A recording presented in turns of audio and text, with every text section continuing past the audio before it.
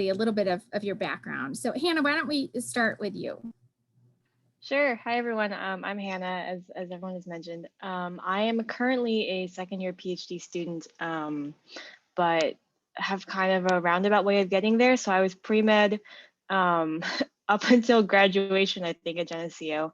And took a lot of those courses and did research and had some clinical experience.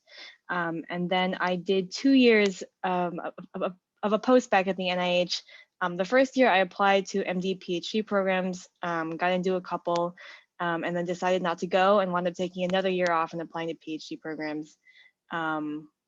So if anyone is kind of on the fence about like what degree program might be right for you or kind of like your career aspirations, I'm happy to talk about that. But hopefully tonight can provide some insight into both the MD PhD and the PhD process. I've worked with a lot of applicants now who have gotten into both types of programs. So kind of a range of different experiences there. Thank you, Hannah. Mehdi? Hi, everyone. My name is Mehdi.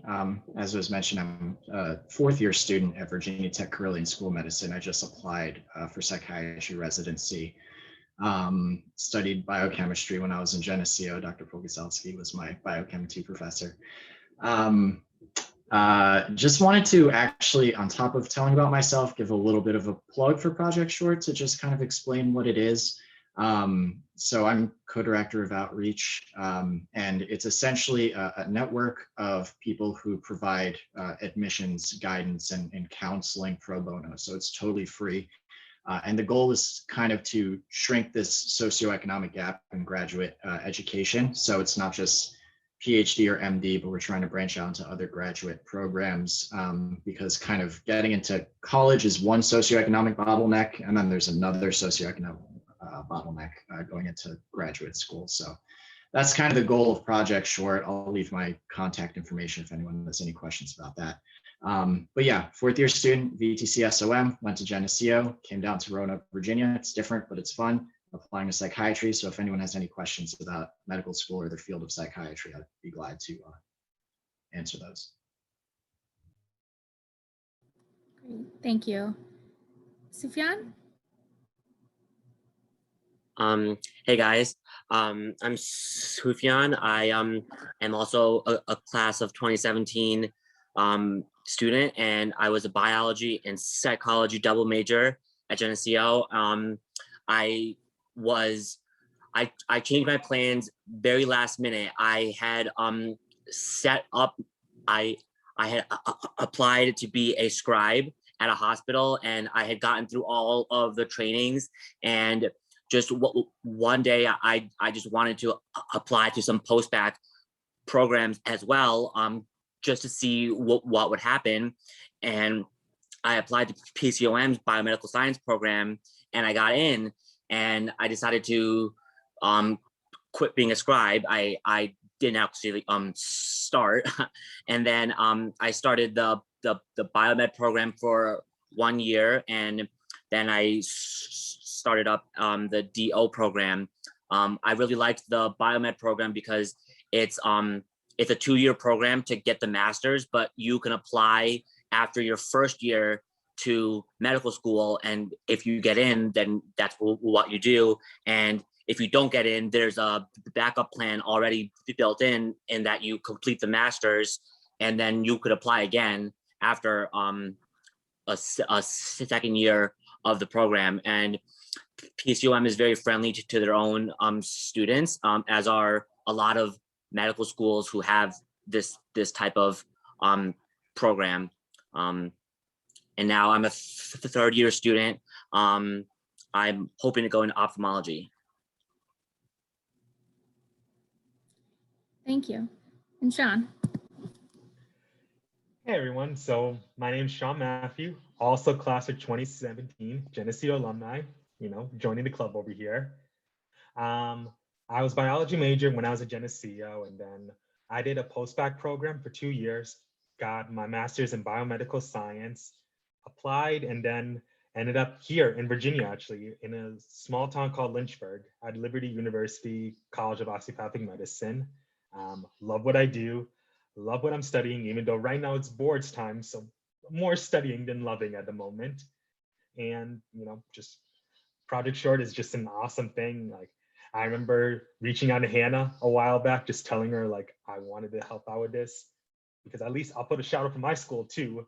That's the one thing we love doing, helping like those who are coming in, those in the first year class, just with anything that's going on and any questions they have. And you know, I'm glad to be here. Great, thank you.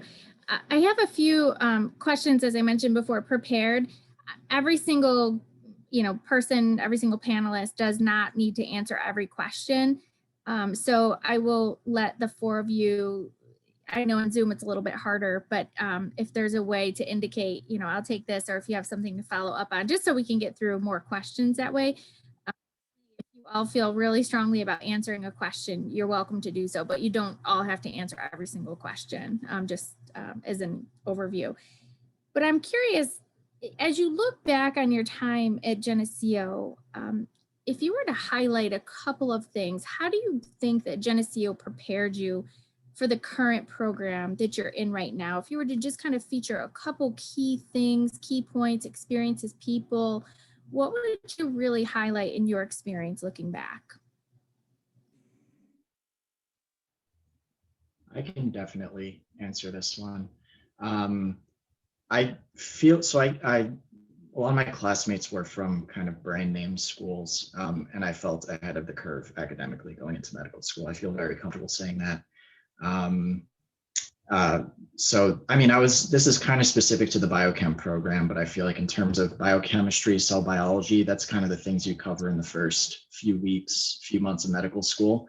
And the education I got here kind of gave me a lot of wiggle room when we got to those topics in medical school.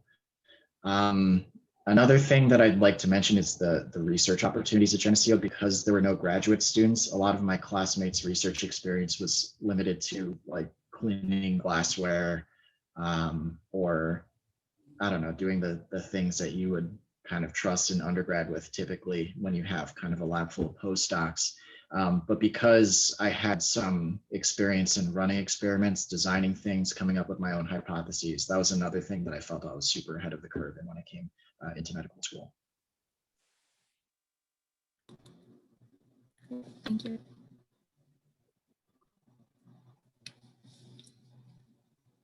Feel free, anyone else can jump in. It doesn't have to be a particular order. Yeah, I can just echo off of Mehdi. I think he totally hit the two big points. I'll also add that like a lot of PhD interviewing is the ability to talk about your research and kind of the projects that you're doing. And I felt like because we went to like more smaller conferences and we had great day every year, that that was a skill I was very, very comfortable with and something I really appreciated going into both my MD PhD and my PhD interviews.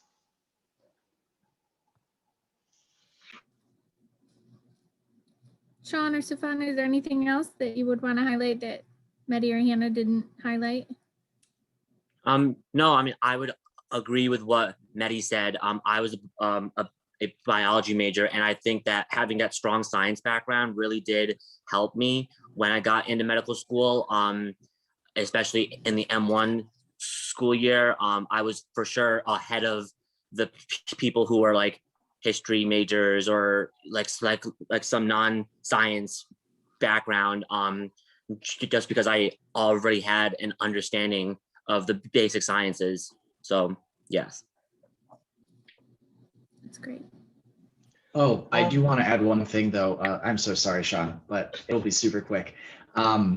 I had an anthropology minor, and that wasn't as helpful for the coursework of medical school, but when it came to actually being in the hospital and working with patients and working with people in kind of a culture outside of the one that I grew up with, that training was a lot more helpful in my day-to-day work than I thought that it would be. So big plug for the Geneseo Anthropology Department. Sorry, Shawn, it's all you. You're good. It actually helps me out because I'm going to bounce off that idea and give a shout out to Geneseo's Sociology Department.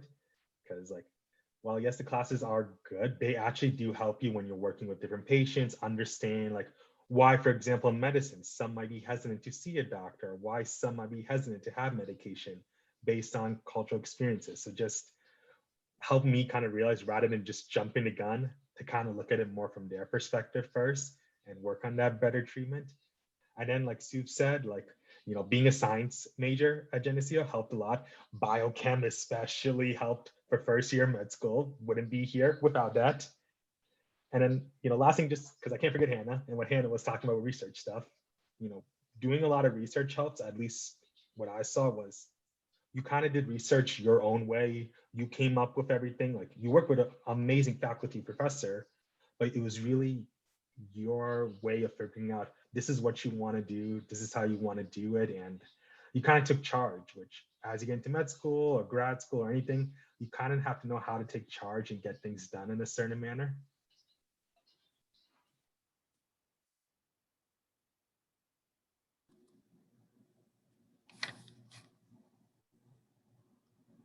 That's great.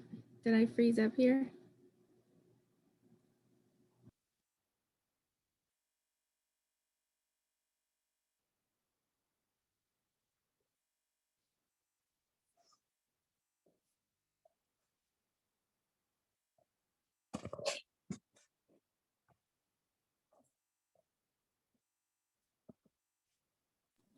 Sorry, I think I was having a technical difficulty there. We froze up at the end, so my apologies. But I did get through, Shawn, what you had just said.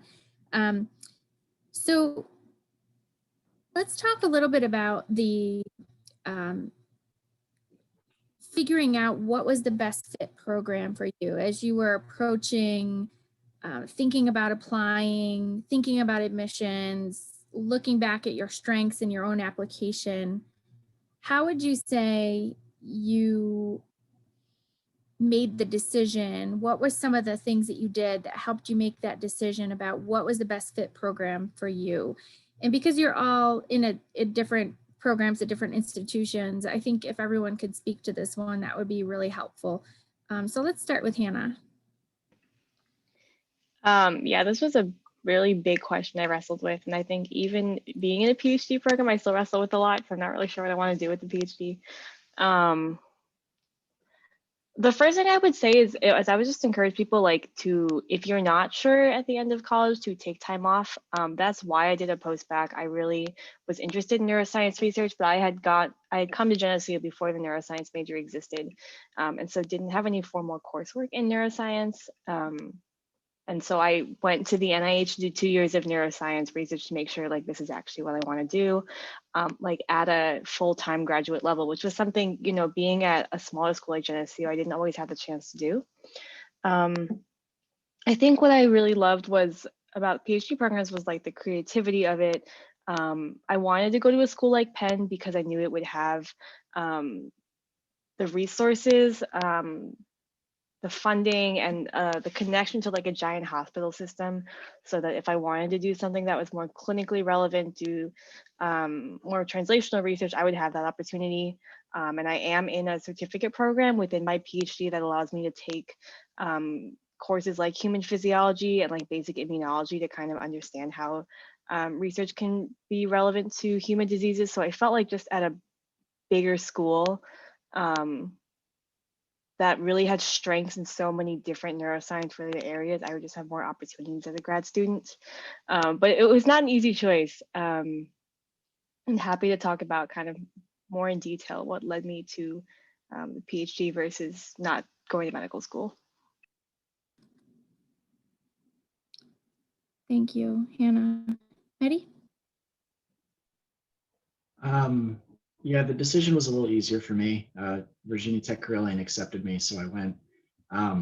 But I did have the choice between another school, so SUNY Downstate and Virginia Tech Carilion. The research focus at Virginia Tech Carilion was really exciting, and I loved the fact that it was, it seemed like a great place to be a student. So geography kind of had a lot to do with my final decision. But yeah, like I said, it was once they accepted me, I was so flattered I just had to.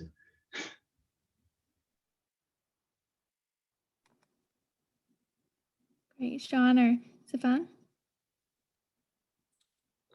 Yeah, so I only applied to osteopathic schools, and that was because I knew my application was not as strong as it could have been for some of the MD institutions, whose like they tend to have a stronger emphasis on your MCAT score and your GPA. And so I wanted to apply to osteopathic schools because they do look at your application more holistically. And me being on the admissions committee here as well, I can say that's for sure true, because I've gotten to know a lot about like what a medical school does to interview their applicants, and like what factors they find important and what factors they don't find as important. And so I really think that DO schools do look at all of your experiences. And I also wanted to be in a larger city. Coming from Geneseo, I had gotten a little tired of the small town feel, and I wanted to be in a larger city, but not too far from my hometown of Albany. And so Philadelphia kind of seemed like a natural thing because there's a lot of medicine here. There's I think about 5 medical schools just within the area here. And so there are so many hospitals, so many opportunities in medicine here that I was really drawn towards PCOM. And so that's why I did the biomed here, hoping to get in here. And so that's what happened.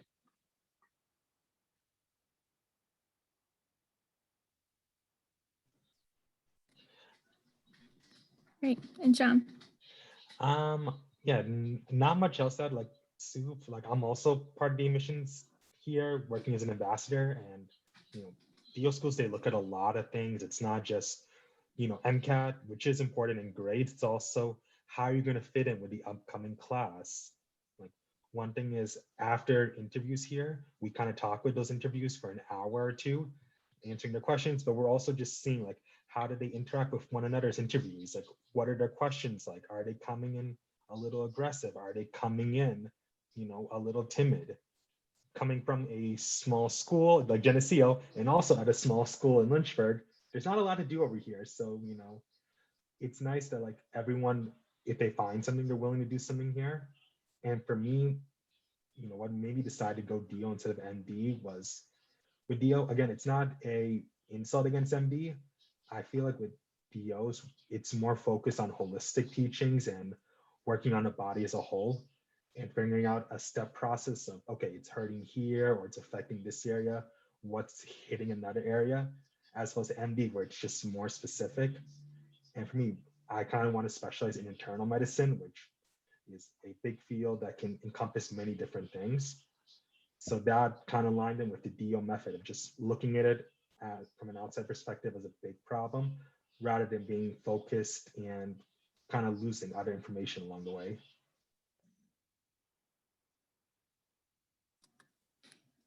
That's some great feedback, and I'm going to circle back in a few questions to ask more about your experience with admissions and some of the characteristics you were talking about, in addition to some of the typical aspects of the application like MCAT and GPA. But when you look back on your experience of applying to your program, what do you think were some of the biggest hurdles that you faced? And do you have any suggestions for applicants as they think about applying to medical schools or DO schools, PhD programs, for aspects of an application that may or not be very strong, and how to overcome that or compensate in other ways? So I'll just open it up to whoever wants to jump in at that one first. So I can go for this one. I think you should look at your whole application after 4 years and really see like what parts of it are not as strong. Like some people have really high test scores, but their class grades were not as high. And so for them, doing a post-bac program in a biomedical science or something like that is the perfect thing for them. And I also had friends who just took a year off just to retake the MCAT and get a higher score, and that was enough for them to get in. And so everyone is really different. I wanted to do a post-bac program to strengthen my science background because I knew that would help in medical school and also getting into medical school.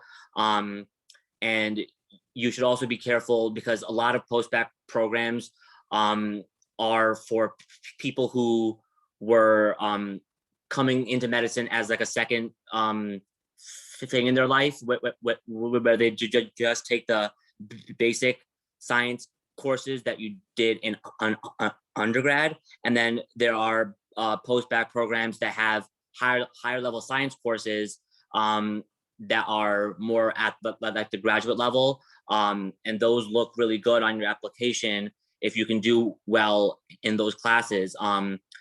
And I think something I've noticed being on the admissions committee is that when people take time off, they don't work on like the things that they should have. Like for some people, they just continue to get like another year of clinical experience when they already had a lot, and that person probably should have like retaken the MCAT, like, or that's just an example. But you should really do things in your time off to strengthen your application. I totally agree. And oh, sorry. No, go ahead. Okay, you can follow up with this, something I didn't say. I just wanted to add that I think that another thing that doesn't come up often is that many, especially like if you're looking at top tier schools, a lot of schools are really interested in seeing not just that you're involved in things longitudinally, but that you're also able to demonstrate kind of like independent, creative, scholarly thinking and leadership and initiative. And so that's not to say that you should just like create things for the sake of getting into med school, but I think it's important to think about ways that you can tangibly express the impact that you've made on your community during your time in college. When I had the opportunity to interview at Stanford Med, and one thing that they emphasized like repeatedly was, we want students who are going to make an impact in the field. We want students who have identified areas that are that they feel very deeply passionate about and are eager to find ways to kind of move that field forward. So I guess just kind of looking at college, like I think my approach going into college was I don't want to do things that every other pre-med does because I want to find a way to stand out as an individual when I tell my story on my application. And I think that's something to think about too, is you're kind of presenting yourself to try and sell yourself to a committee.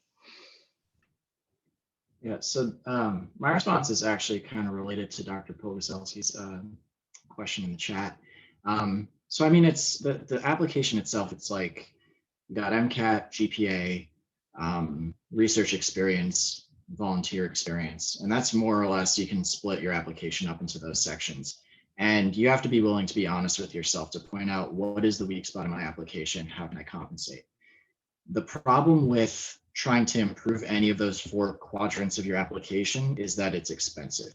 It's expensive to take years off where you're not working. It's expensive to do a post-bac. It's expensive to get research experience because they don't really pay you anything. You have to live in a high cost of living city usually to get it. So this is not the most convenient answer, but getting into medical school is expensive, and more people have been finding that spending some time in the workforce for a couple of years and getting that exposure to research or working on things remotely while they're also saving up money and joining the workforce for that time, that's becoming a more and more popular option. So I came into med school straight out of college. I have a class of 42, and about 6 of us went in straight through from college. Most people these days take time off.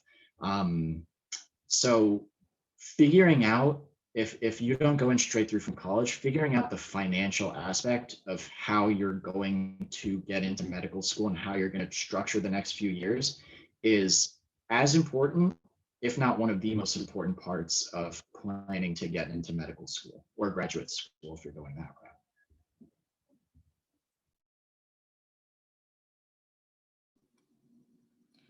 route. That's great advice. Thank you. Shawn, is there anything you wanted to add to that? Yeah, I just wanted to jump off of what Hannah was saying a little earlier. So one of the biggest things I kind of tell people when they're applying to school, it's not black and white. You know, there's a lot of different factors and circumstances that come into play. And, you know, one of the questions I always get asked is, okay, I'm doing this on my application. Does that look good? And, you know, the answer is not always yes, because, you know, a lot of us do research. A lot of us do shadowing. A lot of us do X, Y, and Z, and that's fine. It's good to, like, you know, broaden your horizons, get your talents out there. But the main question, like, admissions officers want to know is, so what? What did you gain from that? Like, I always know, sort of like, for me, like, for example, like, even before Project Short came into play, one of the organizations I worked at during grad school was a company called Be My Eyes, where we were just working with blind patients and just video calling them, trying to help them with daily tasks of, like, you know, getting groceries, like finding things around the house, etc. And I just took away from that, like, you know, when you need a hand, don't be hesitant to reach out and ask, and kind of talked a lot about that in my essay when applying to schools.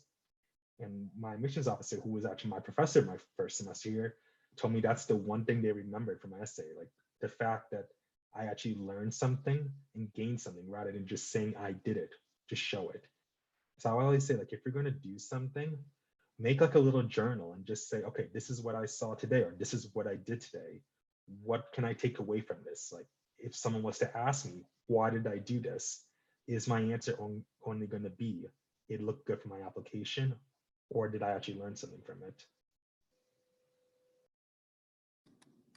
I think that's great advice.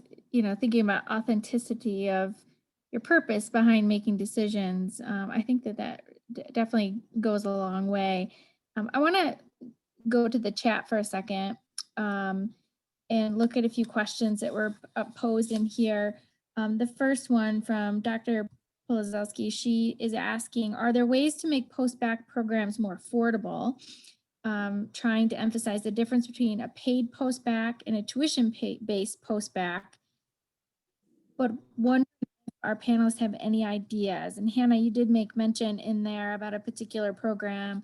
Do you want to talk about that for a moment? And do any other panelists have insight into that aspect? I know, Mehdi, you were touching upon that, but any other insight on that? Yeah, I just want to add a clarification. So the NIH Post-Bac program is a research program. So it's basically just like they hire 1,200 recent graduates to work as research techs essentially for 1 to 2 years. So there's that program, and then there's the other type of Post-Bac program, which is what Sufyan did, which is where you take coursework, right, Suf? Yeah. And do more preparation from an academic standpoint. So the program I did was more focused on just kind of giving people a chance to do more research and get more clinical experience versus the ones that are paid, which focus more on coursework. But the NIH ERDA program is awesome. I loved it. A number of Geneseo alumni have done it. I had the chance to publish a couple papers, get a lot of great experience, and there's a mix of both clinical and basic research. So if you are more interested in like health inequities or like clinical trials or like drug discovery, things like that, there are opportunities to kind of dive into that. It is paid. It is paid pretty well. I made more as a post-bac than I currently make as a grad student, which is maybe also saying a lot about how much grad students get paid. But it's a great program, and the Maryland area is awesome.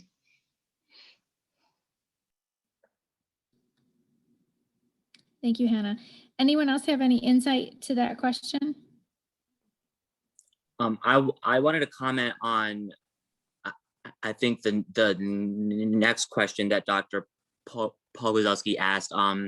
So, and she was asking about military and what ways to pay off graduate school.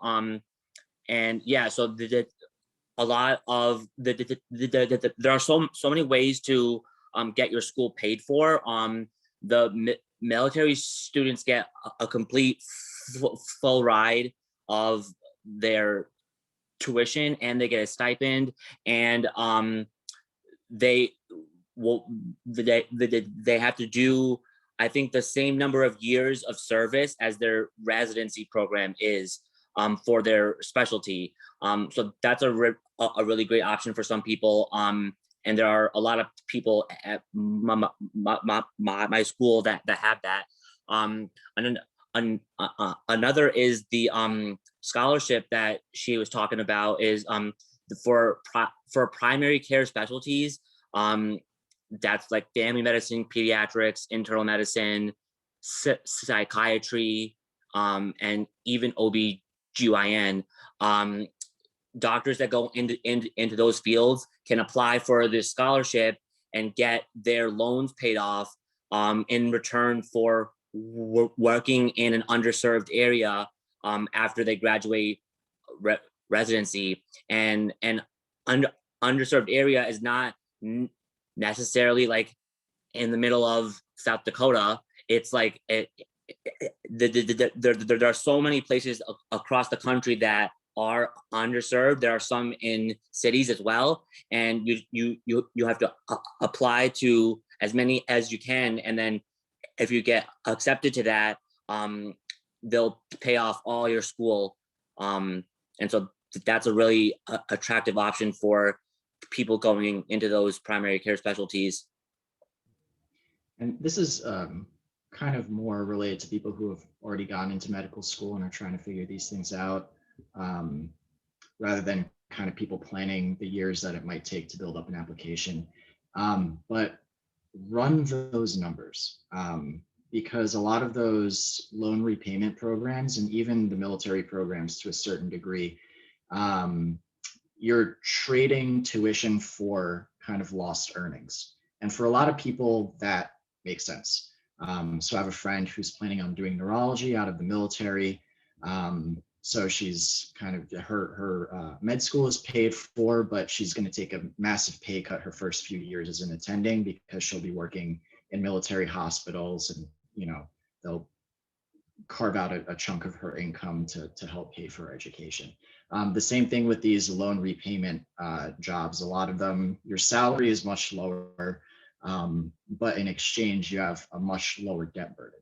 So really sitting down and running those numbers, a lot of people actually do find that it makes more sense to take out those loans, however predatory and awful they are, so that they can maximize their earning potential right out of residency and kind of aggressively pay back those loans.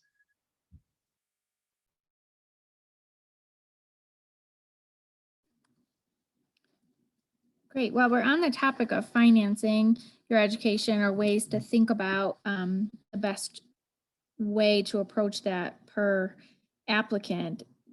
Do any students or even other alums that are on the call right now have any questions related to financing your education before we move on? And you could just unmute yourself and ask the question.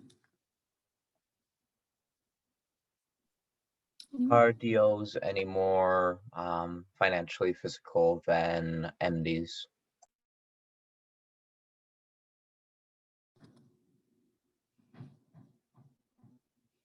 Did everyone hear that question?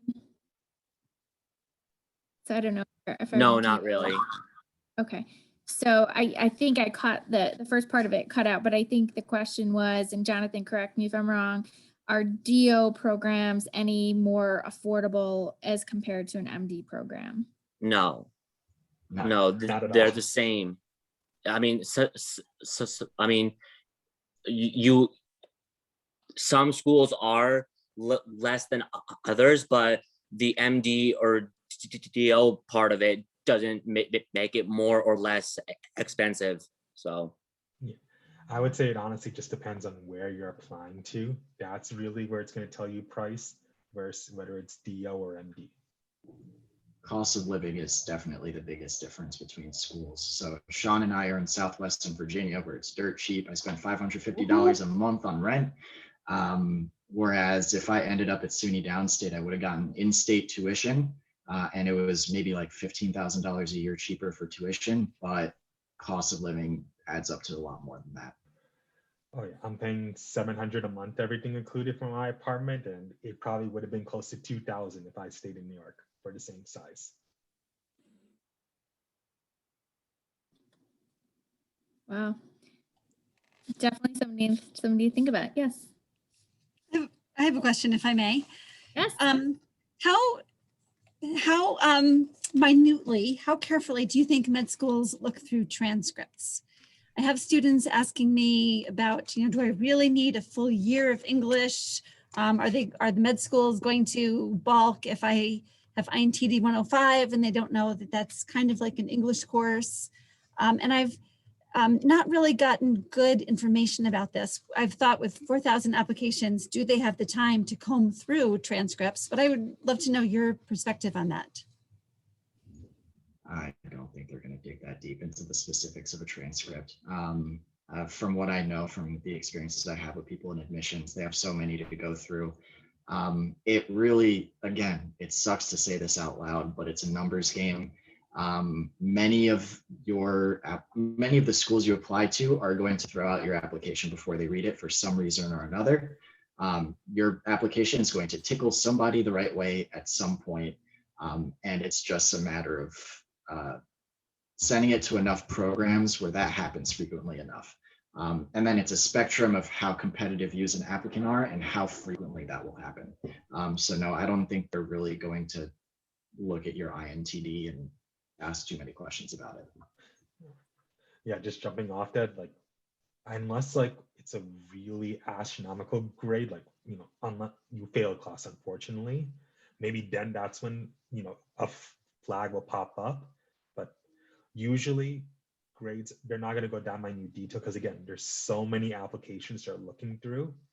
And even if, you have the grades the school's looking for, once they read your essay, if they get disinterested in your essay, it sucks to say this, you're kind of moved away until like they start going towards the second round and looking at all those essays again. So while grades are important, it's also your essay. How can you get them to look at you as a candidate and keep their focus on you?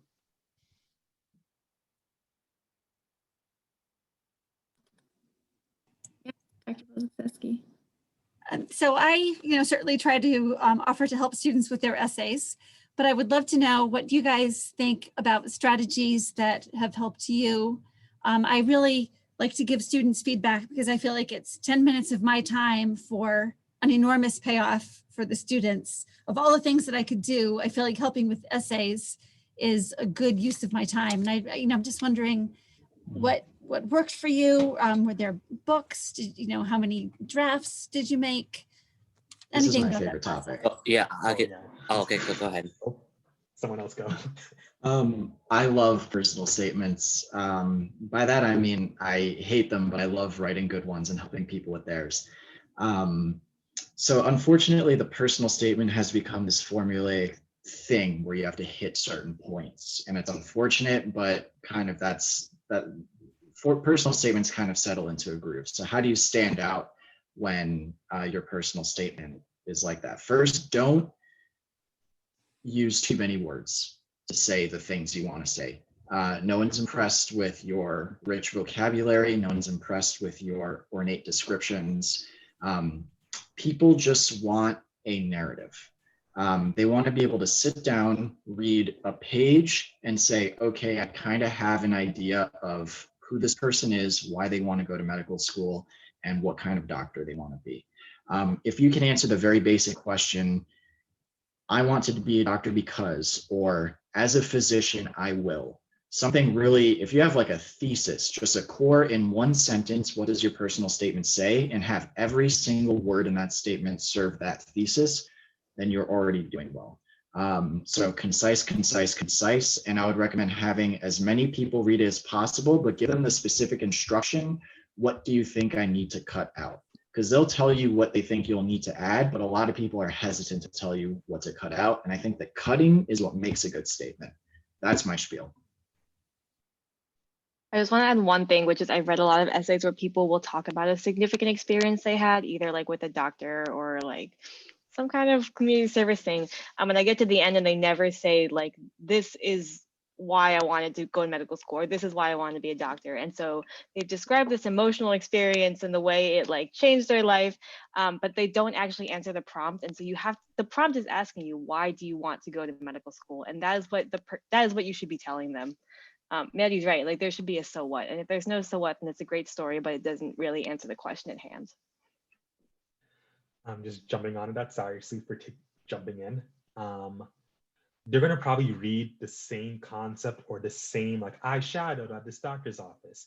I've done research. I saved a cat from a tree, whatever the case may be. They're going to be reading that 10,000 times. And unfortunately, you don't know whether you're the first essay of that stack they're reading or the last one. If they read it 20,000 times in that day and they start seeing yours say the same thing, unfortunately, you're moved to the side immediately.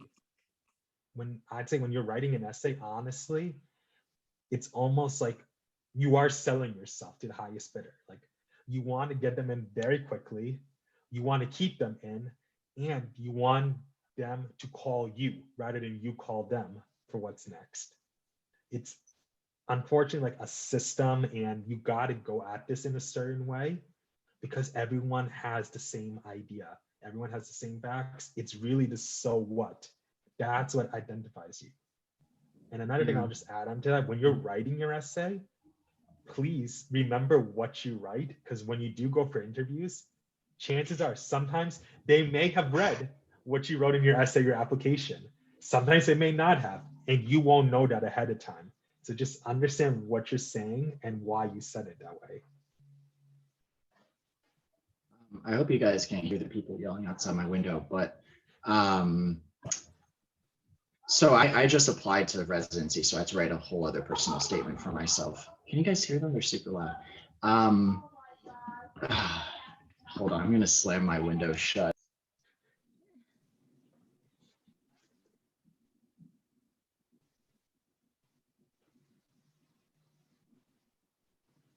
You gotta love Zoom. You learn a lot about everybody. Do we freeze up again? While we're waiting for him to come back, Mehdi, I don't mean to interrupt you, but after that we talked about the personal statements, maybe you guys could just orient everybody about the primary versus the secondary. I'm not sure that the students have investigated that part of the procedure at this point, so that would be good. Anyway, but go ahead. Sorry, Mehdi. You're muted. I just wrote a personal statement for psychiatry residency, and you can be a little more bold because it's a bunch of psychiatrists reading it. But I realized that writing notes for patients, like in the medical record, so H&Ps, made me better at this.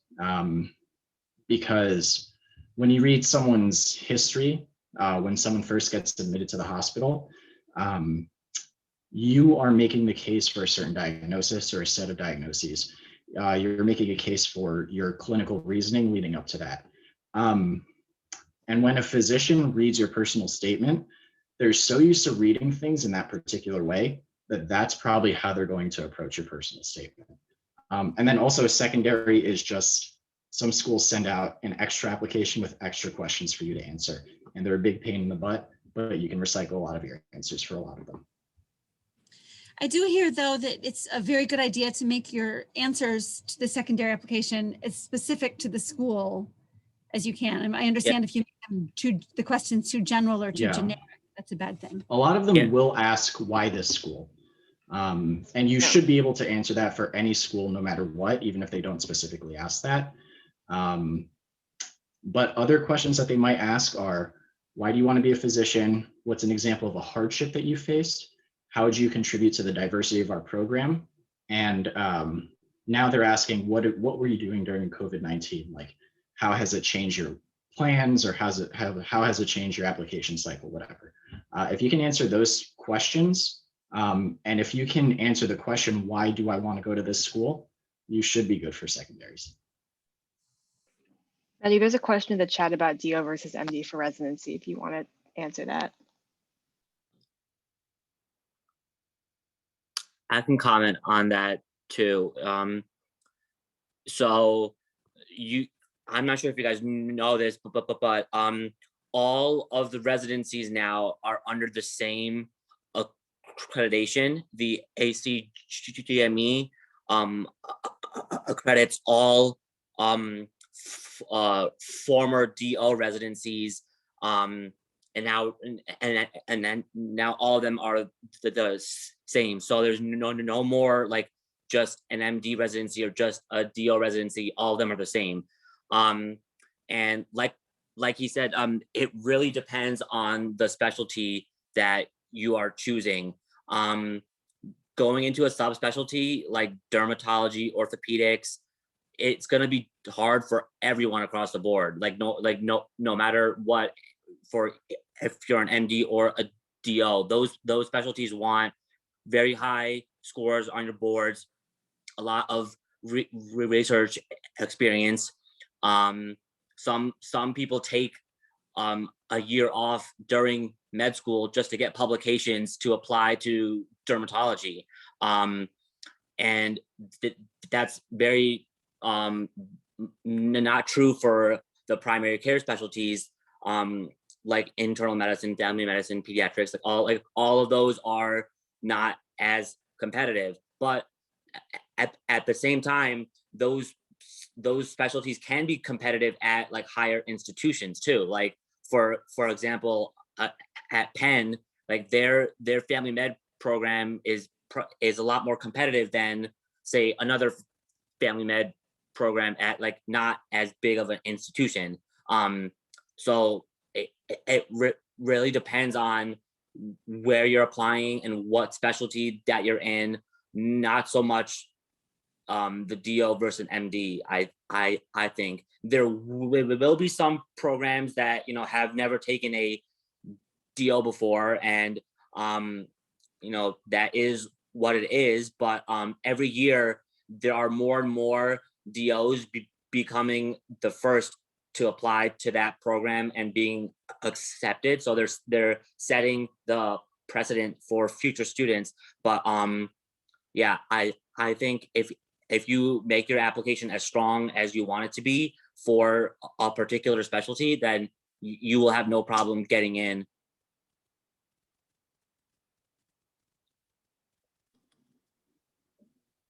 Thank you. Anyone else want to comment on that? Okay. We have another question in the chat. I don't know if we want to go into a little bit more detail here about, since we had a couple of questions back and forth, talking about searching common second application questions. So kind of going back to that idea of how to prepare for primary versus secondary, and what are some things that applicants can do in preparation for that. And can you introduce that more generally so that students who maybe aren't as familiar can really have a better understanding of that process and why schools do that?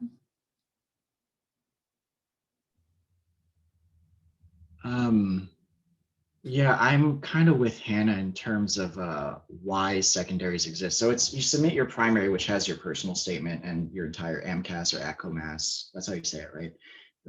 Your primary application is the application.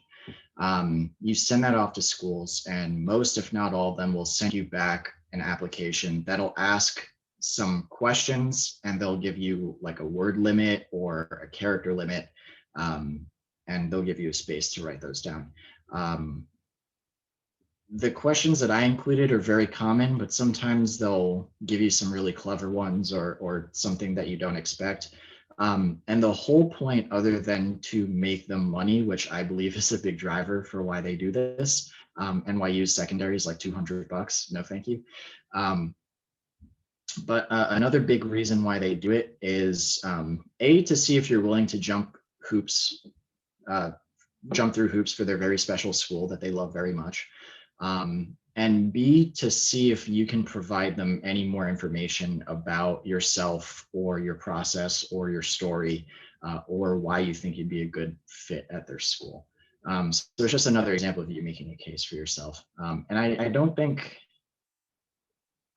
preparing for secondaries is quite as stressful as preparing for your primary application, in that once you have a general idea of the types of questions they ask and why they ask it, I really do believe that you can recycle at least ideas from a lot of places and share them with each other. Does that answer the question, or if anyone else has anything to say on that?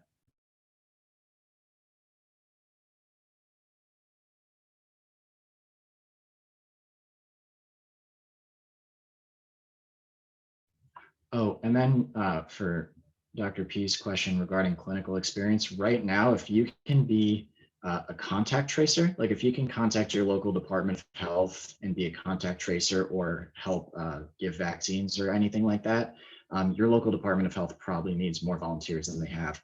So if you're able to help with that, that's a great way to get some clinical experience.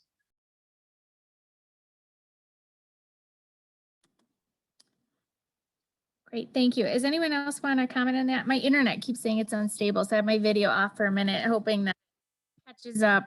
Anyone else want to add anything to that? Since we are on the topic of COVID and it has come up a couple times, I'm wondering the panelists' thoughts about how COVID will change, or if you think it may change enrollments, or how it will affect candidates in the application process, and advice you have, for example, what we we're just talking about, how to replace some clinical experiences that might be quite challenging right now to get, but any advice you have to navigate some of the post-COVID effects of the application process.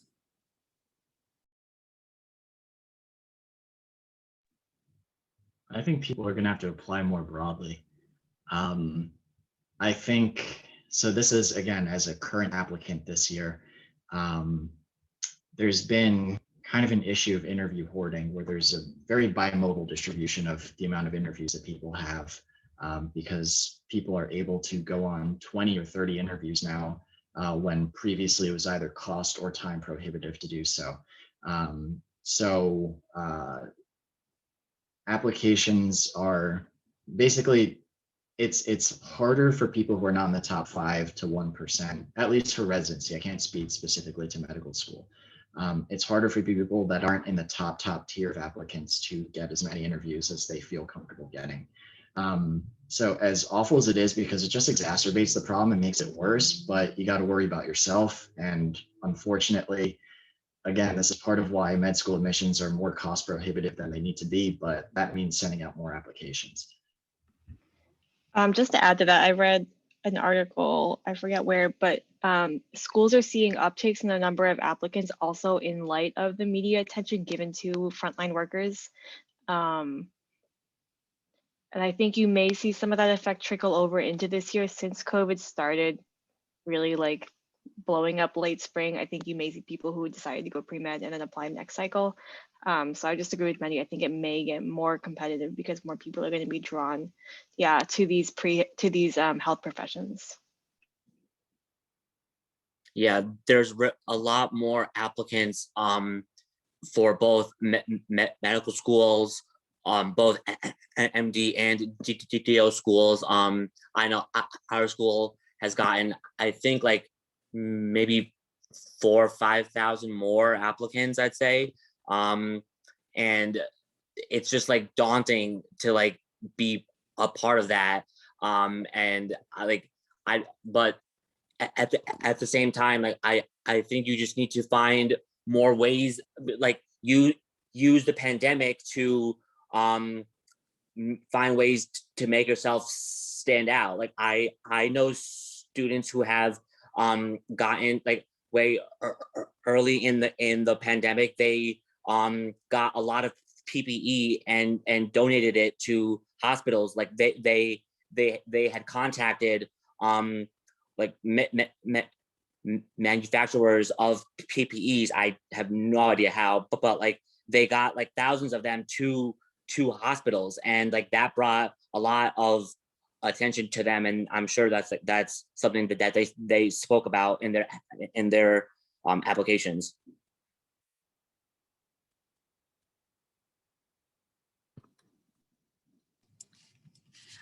I don't mean to be jumping in and asking questions, but You do. Okay. Well, I often try to give students a book list.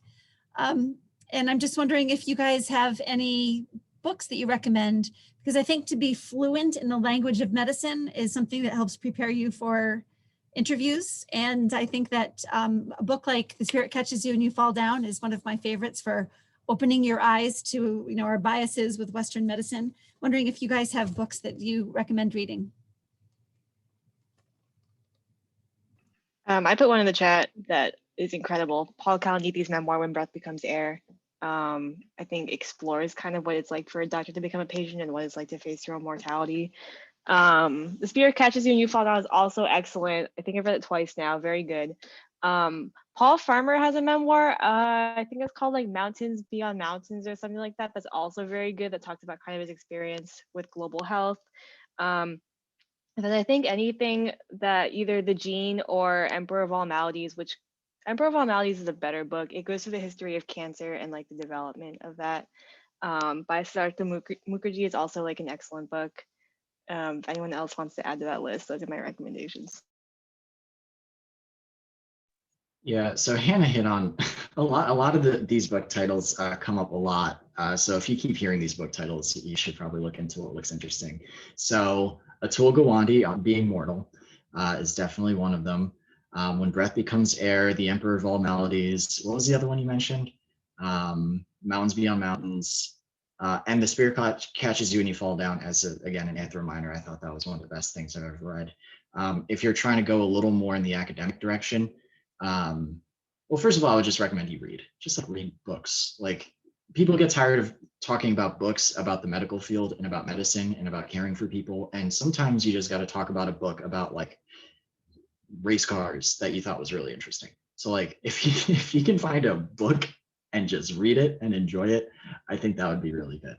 I can definitely write the titles of the books that were mentioned in the chat.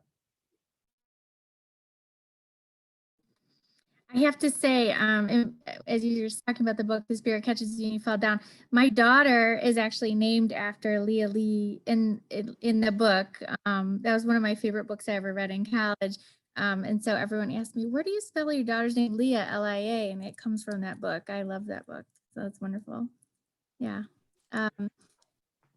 Students, I want to be able, and I say students, but I recognize there's also alumni on this call as well. So I want to open it up for anyone with questions.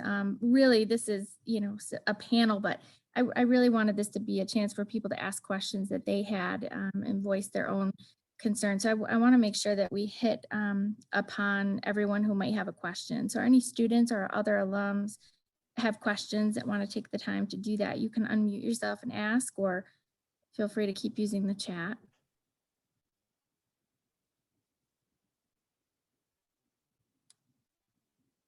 Anyone? Okay. Feel free to jump in. I just wanted to make sure that everyone was given the opportunity. There was a question that popped up in the chat before about the Mcat, and we can also open that up to any type of entrance exam, but in particular the Mcat, and I know some advice came up about practice tests, but any insight in terms of preparing for the Mcat or the process of improving your Mcat score, advice that our panelists would want to give our students and other alumni?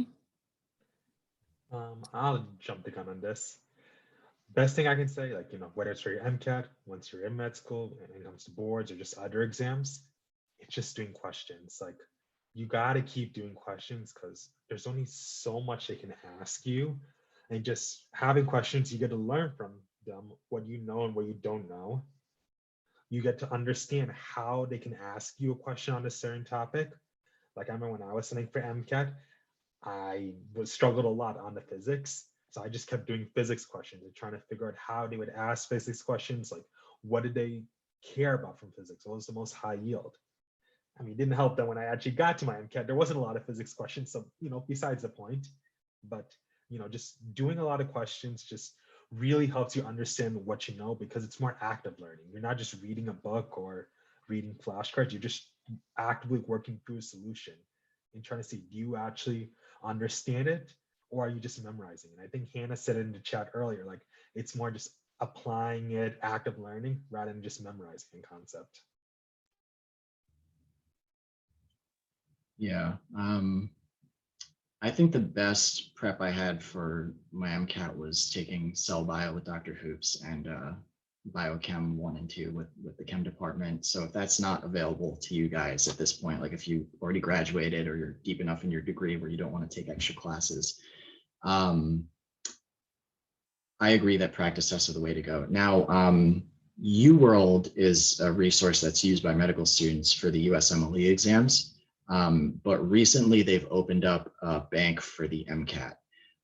And from what I hear from applicants, so I never use it because it wasn't available to me, but it is quickly becoming the gold standard for preparing for the Mcat. So I would consider looking into UWorld. That being said, again, there's a cost associated with it.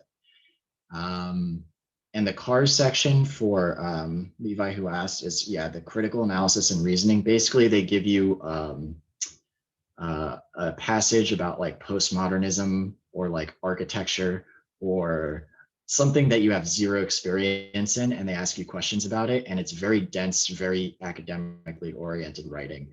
And again, that was something that I felt that my anthropology background helped a lot with, because that was that dense, non-scientific academic kind of language.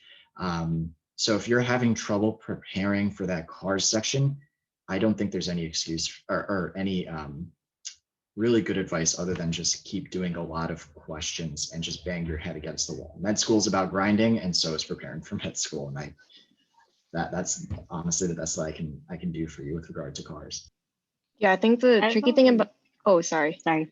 I just had a follow-up question about CARS. So right now, like when I do my practice test, I feel like I'm reviewing every other section pretty well, but I don't really know how to review my CARS section. So I didn't know if anyone had any advice on like how to see what the author's trying to ask and where to find it in the passage. That's what I heard is the most beneficial, but if you guys have any other advice. Yeah, I was gonna say the hard thing about CARS is that it's testing a skill as opposed to a body of knowledge. And so it's difficult to kind of prep for it because every passage is different, but they're trying to ask if you can find like the author's intention. And so I think what you're doing is right in that if I get something wrong, I would kind of go back to the text and underline like where do I see textual evidence for this being true? But I will say that there are times when I just disagree with the CARS answers because I think that literature should be open to interpretation. But I think your approach is right. And in terms of when I say just read books, I think Hum 1 and 2 are great, especially because you probably will get a philosophy section. And I don't commonly read philosophy. And so just digging into those denser texts is great. But I think just in general, when you read books, in order to follow along with the book, you need to understand like the plot and the intention and the characters. And those are kind of subconscious skills that carry over into your ability to read a critical passage as well. So something I tell my mentees when I talk to them about CARS through Project Short is to make a spreadsheet. So there's a few core competencies laid out by AAMC for the different sections of the Mcat. And there'll be something like, deriving something from the text or, extrapolating context, very like fancy sounding terms for the types of questions they ask. And I'd keep a spreadsheet of the questions you get wrong and what competency is being tested. And that way you can kind of have at least a more focused approach when you do approach the CARS exam. But yeah, that's a tough one to improve on. Thank you. I wanted to give you all an opportunity to talk about Project Short and how our students and other alums can reach out to you and engage through Project Short. So Hannah, do you want to give an overview? And then if everyone who also is involved in Project Short wants to talk about the ways in which they find the program to be impactful and how students can best engage and what they can expect to get out of that experience. Yeah, sorry, I was reading the chat. So Project Short stands for Student Health Opportunities and Research Training, which is not really what it is anymore. But the core of what we do is one-on-one mentorship. And so we have a team of over 600 mentors across, I think, like 8 to 10 different health professional and graduate fields. And our mentors are all either current students, residents, attendings, postdocs, or faculty. And basically, if you are pre-health, the way it works is that you submit an application and you get matched with a mentor, and that mentor will connect with you and kind of work with you throughout the entire application cycle. And so we offer help with personal statements, secondaries. There's a section of the medical school app called Work and Activities, interviews, help with selecting which schools you should apply to, and then just general advice, which covers everything else. So there are certain like constraints, we terms of service, etc. But the whole idea is just that you have someone who's already been through this process and kind of knows some of the unspoken rules or just things that are not explicitly stated that maybe not everyone has access to. So I have worked with a number of MD PhD students and kind of helped them craft their essays and prep for interviews and things like that. And it's a really rewarding experience. I don't know if anyone else wants to kind of comment on it. So one thing that your short mentors can provide that unfortunately Dr. Pogoselski cannot is we spend, if you're applying to med school, we spend several years trying to get the attention of physicians. Like we're in there with them. We're trying to get them to read our notes. We're trying to get them to evaluate our performance. We're presenting cases to them, et cetera. Physicians have notoriously short attention spans. So a lot of the things that a medical student picks up along the way on their journey to becoming a physician are things that are not really available to other people who have not had that experience. So to me, I think that's what the real strength of Project Short is the ability to plug into a network of people who spend every single day trying to get an attending physician to make eye contact with them.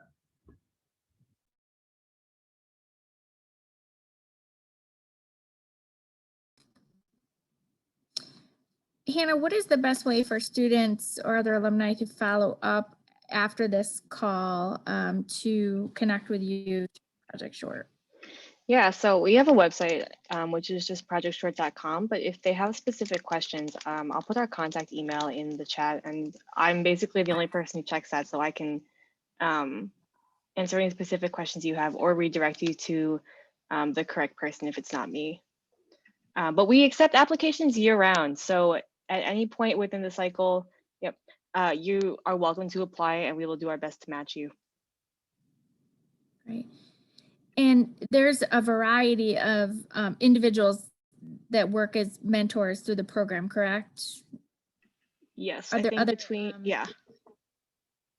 I was just going to say, can you give an idea of other programs that are represented through some of the mentors that you have? Oh, yes. Oh my gosh, like everywhere. We have, I think between MD and MD PhD, we have about 150 mentors in the schools. That we have mentors at Virginia Tech, like Mehdi, and then we have Penn, just because I'm here, Harvard, WashU, University of Washington, UNC, where else? Like all sorry, I'm so many schools. Wait, I think she meant like what health professions, right? Or oh, sorry, did I misunderstand that question? Honestly, either way, I think the schools are a nice representative sample Okay. too. So Thanks, Suf. We offer help for MD, DO, MD, PhD, PA, nurse practitioner, pharmacy, what else? Masters in science. There may be more, but I think I've hit all the big ones. Yeah, most of our applicants tend to be MD, DO, MD, PhD, or PhD, but we basically, I think I've covered most of the major health professions. great, thank you. Are there other questions? If you were to go back, if you were a student again at Geneseo, what advice would you give yourself, knowing what you know now? Would you do anything differently, or what insight would you provide to yourself or someone who would be in your shoes if you were currently a student? Okay, I can go first on this. Me and this may be personal, but like for me, I would just tell myself that you are going to take 1 or 2 years off and do something. Like I was just so like nervous and anxious about going straight through, and like it was like hard at first when I realized that I wasn't going to be like strong enough to do that. And then after I did the Post-Bac program, I like loved it. I loved that I had a stronger science background and that I was able to start medical school a lot easier than some of my colleagues were. And so I think that takes off a lot of stress if you are going through college and you kind of make it a goal for yourself that you're gonna do something in between college and med school, because it is true, like, so the average age is like 25 or something to start school. I was one of the youngest people in my class, and so I think that would have helped to take a lot of stress off. Yeah, the advice I'd give myself is to take better care of my mental health. I did a terrible job of it in college. And I came to med school, and kind of day one, I decided like I need to do something about this because this is not sustainable. And it was great, and it made me a better student to actually like treat myself like a human being, which is a wild concept. But it would have been really helpful to me and honestly made me a better applicant. But beyond that, it would have made me a better person if I had really made a priority out of taking care of my mental health as a college student, or if I took extra years. During those extra years, it would have been extra important. So that's my advice. Says the psychiatrist.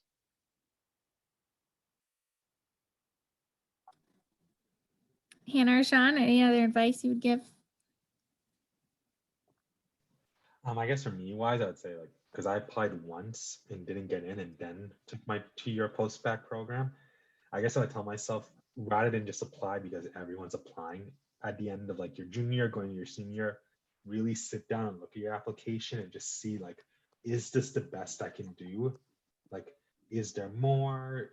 Can I do better? And if, you know, any one of those is a yes, maybe hold off on applying right away and just see like what areas are you weak in and can you improve those or not. Like, I know personally for me, like the fact that I did my post-bac program helped a lot more with my application as opposed to when I was in undergrad and I applied straight away.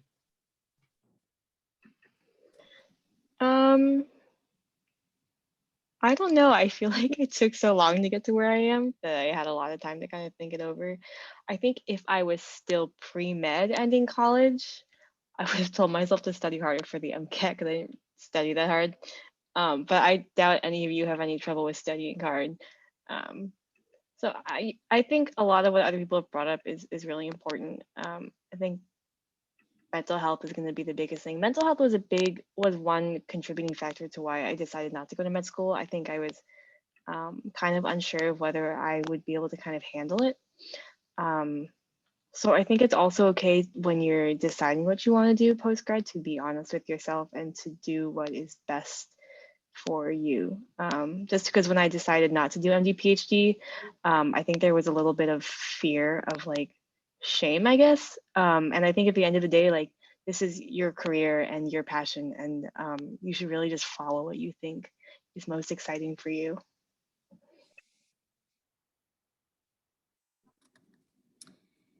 Thank you for that. A lot of you talked about sort of taking some time to gain more experience, reflect, whether it was a gap year, you were working in, you know, your field, getting some work experience. And many of you alluded to the fact that the average age of a traditional applicant is much reflective of someone who's been working in the workforce for a number of years. If you were to think about some of the experiences you had, you talked about post-bac programs, but what are some things that students could do if they are taking a gap year that would be, in your opinion, very meaningful and helping to prepare for applying the following year? So how do people, or how do applicants really maximize their gap year or years before applying to medical school?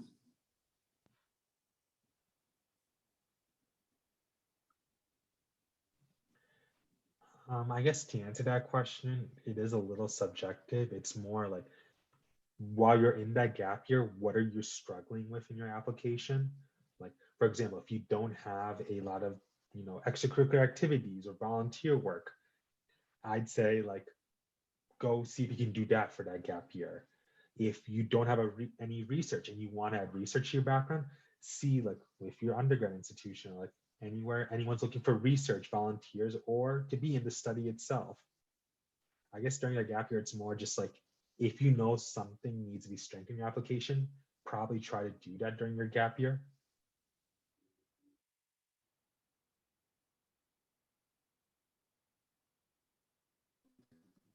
Thank you.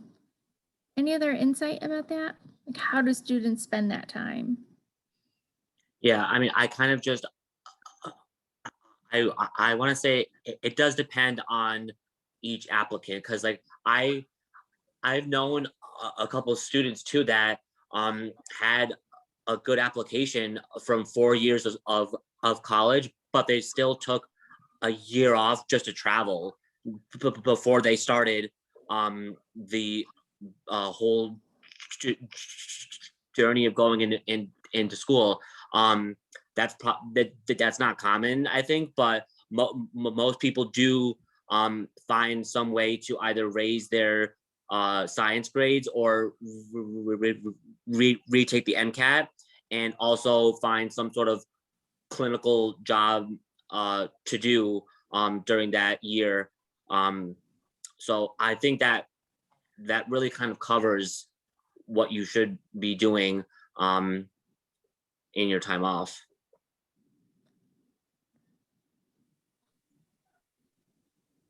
And try to do some things that are not medicine related. It sounds like really dumb advice because we were just like, do all these things to make your application better. But also, being a physician, like being a human is a big part of that. And so if you have hobbies or interests or things that you really enjoy doing, med school is going to do its best to prevent you from really doing them as much as you'd like. So it's much easier to continue a hobby and nurture that hobby if you've already spent some time really enjoying it. And so I think that's also a very important part of taking some time off.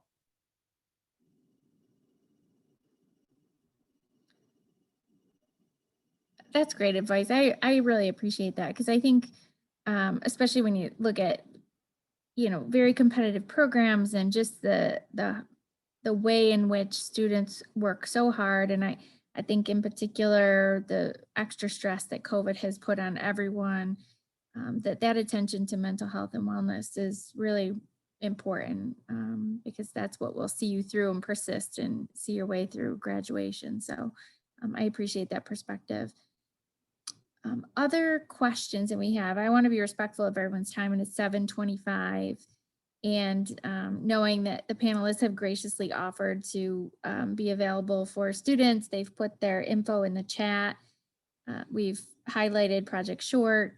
Please feel free to reach out. I truly, to all of our panelists, I thank you for your time and your expertise. It's really been very insightful and eye-opening, and we hope to have you back at some point if you're willing to join us again.